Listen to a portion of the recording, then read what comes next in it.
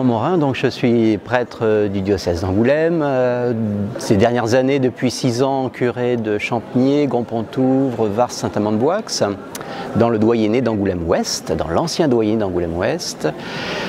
Voilà, je suis aussi historien de formation, ayant exercé le métier de professeur d'histoire il y a maintenant pas mal d'années, et continuant à enseigner l'histoire de l'Église dans le cadre de formation diocésaine ou théologique.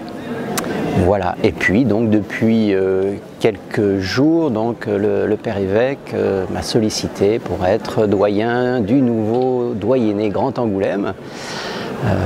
Charge nouvelle, dans des circonstances nouvelles, dans des orientations diocésaines nouvelles.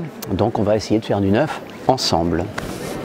La charge, moi, ce que je souhaite, enfin c'est la discussion que j'ai pu avoir aussi avec notre évêque, c'est de pouvoir appliquer ces nouvelles orientations, donc dans le cadre de ce grand doyenné, en prenant son temps, c'est-à-dire en prenant le temps de se connaître, de découvrir les richesses des différentes communautés chrétiennes, des différentes paroisses, de prendre le temps d'écouter, et puis aussi que les communautés qui n'avaient pas l'habitude de travailler ensemble prennent le temps aussi de découvrir les spécificités, les richesses de tel ou tel lieu.